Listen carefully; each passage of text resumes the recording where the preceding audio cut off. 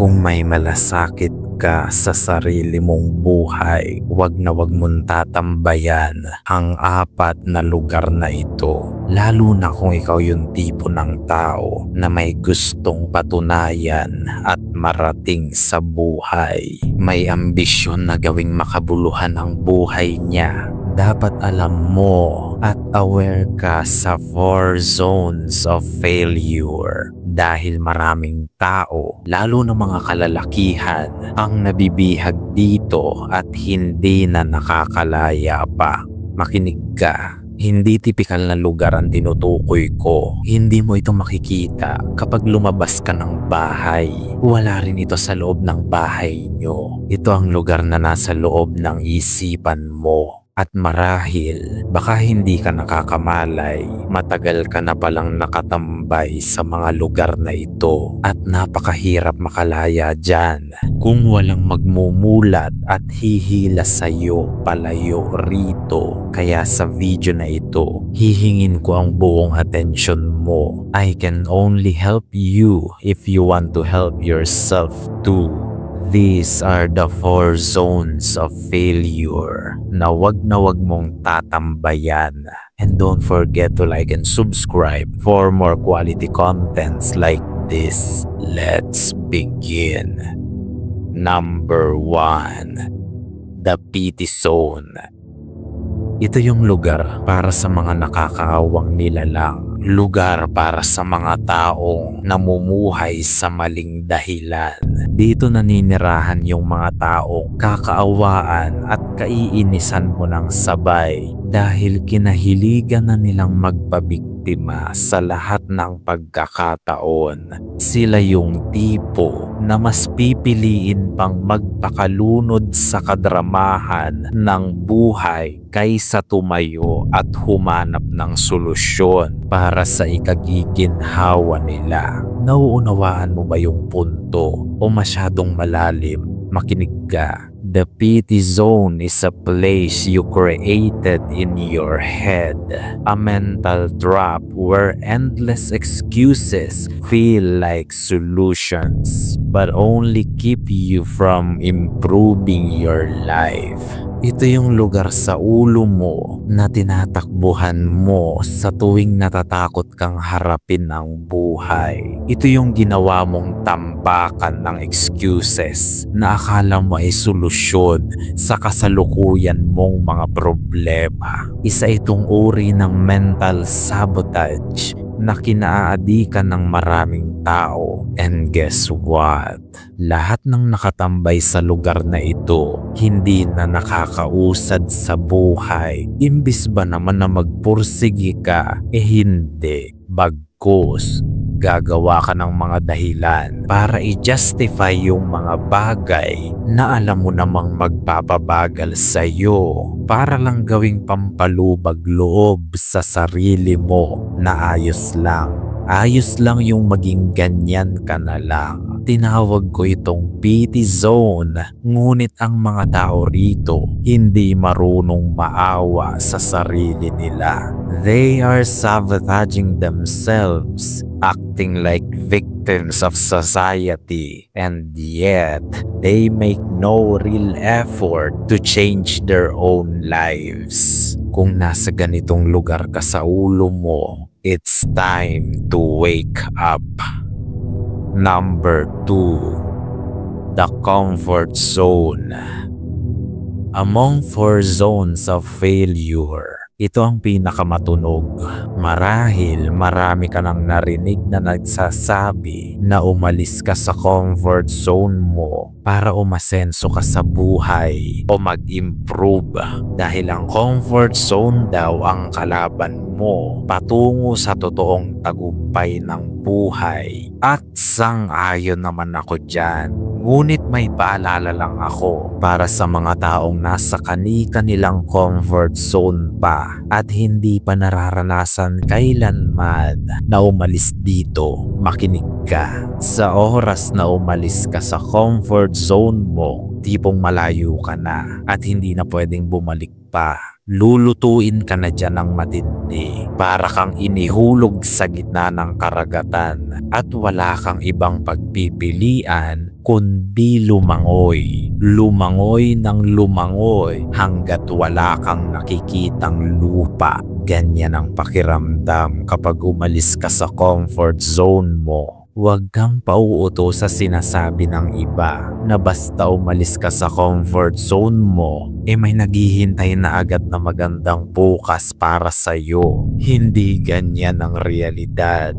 Sa oras na umalis ka sa comfort zone mo, kailangan mong lumangoy ng lumangoy dahil kung hindi, lulubog ka. It's sink or swim. Lalangoy ka o lulubog ka. Yan lang ang pagpipilian mo. Tingin mo bakit maraming illegal settlers sa Maynila? Karamihan dyan galing sa iba't ibang probinsya sa comfort zone nila. Naglakas ng loob, nagbakasakali at nakipagsapalaran sa Maynila. Lumabas ng comfort zone, ngunit nabigo at lumubog.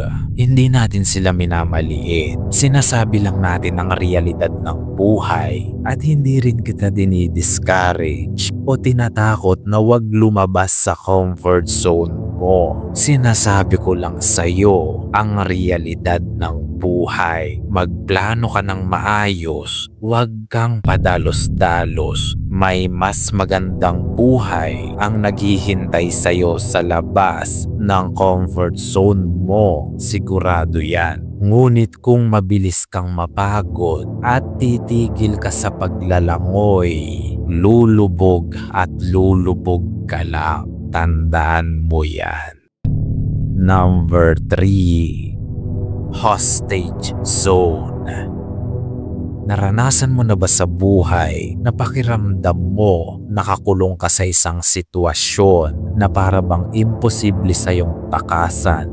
That is the hostage zone. Ito yung lugar na ginawa mo sa isip mo na akala mo ay naiipit ka sa partikular na sitwasyon ng buhay mo. Ngunit kung titingnan mong mabuti, ikaw lang pala yung nag-iipit sa sarili mo sa sitwasyong iyon. Maraming tao ang nakaranas na niyan at isa na ako dyan. Dumating ako sa punto ng buhay ko na akala ko iyon na yung dulo. Akala ko hanggang dun na lang ako. At akala ko hindi na ako makakaalis doon. Nakakatakot kapag ganyang pag-iisip ang inilagay mo sa utak mo dahil para mo na ring ikinulong ang sarili mo. Ikinulong sa pag-iisip na akala mo ay wala ka ng pagpipilian pang iba. Akala mo dead end na.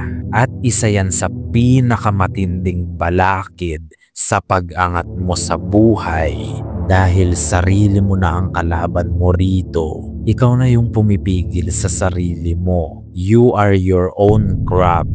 Ikaw mismo yung talangka na humihila sa sarili mo pababa. The hostage zone is a place in your mind where you feel stuck, like something is holding you back. But it's really you not letting go. Minsan maiipit ka sa sitwasyon ng buhay mo na akala mo may pumipigil sa iyong makawala. Ngunit ikaw lang pala yung hindi kayang mag-let go. Gaya na nahihirapan kang umalis sa toxic mong trabaho dahil sa kung anong dahilan. Ngunit pinipili mo namang manatili at magtiis. Gayon din sa relasyon. Pakiramdam mo hindi ka makaalis kahit sobrang toxic na. Ngunit ikaw lang naman yung pumipigil sa sarili mo. Dalawa lang yan sa example ng hostage zone. Ngunit alam kong nakuha mo na ang punto. At kung ginagawa mo yan sa sarili mo, you are sabotaging yourself. Uubusin ka niyan hanggang sa sumuko ka na sa buhay at magpatiwakal. Kaya't paalala ko sa iyo, wag na wag kang tatambay dyan sa lugar na yan dahil the hostage zone is the most dangerous zone. It will slowly kill you from the inside. Number 4. The Blaming Zone.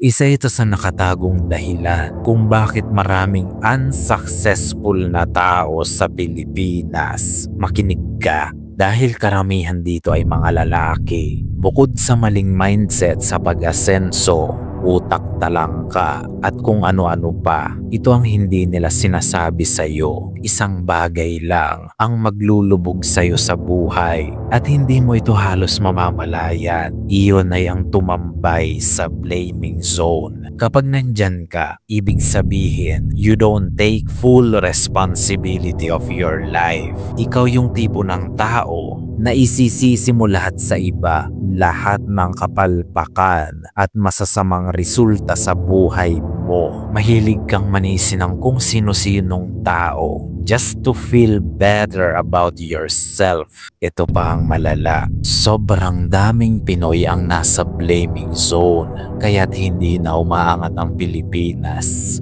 Bakit? Dahil sinisisi nila ang gobyerno kung bakit nagkandaletse-letse ang buhay nila. Sasampalin na kita ng katotohanan para matauhan ka. Wala kang mababala sa gobyerno ng Pinas. Tanggalin mo na yan sa equation ng buhay mo. Kahit sino pang maupo dyan sa taas, wala kang maaasahan dyan. Dahil mahihina ang leadership ng mga nariyan. Pera lang ang habol ng mga yan. At una pa lang, hindi mo na dapat inaasa ang buhay mo sa mga nakaupo dyan. Ngunit ang topic na yan ay para sa ibang video na. Drop your comment kung gusto mong i-expose ko ang uri ng sistema ng gobyerno na mayroon sa bansang ito. Ang topic na yan ay magiging marahas at magmumulat ng maraming kaisipan. Ngunit sa ngayon, huwag ka nang tumambay sa blaming zone. Ang punto ko lang rito ay, kung nais mong umangat sa buhay, huwag kang aasa kahit kanino. Wala kang aasahan kundi sarili mo lang at ang Diyos. Walang tutulong sa iyo kundi sarili mo lang at siya. Kayong dalawa lang ang magtutulungan dito. Narito lang ako para paalalahanan ka. Tigilan mo na ang pagtuturo ng daliri. Para lang yan sa mga iyakin at mangmang. Work hard and take full responsibility of your own life. Gayunpaman, marami nga ang makakapakinig, ngunit iilan lang ang makakaunawa hanggang sa muli nating pagkikita.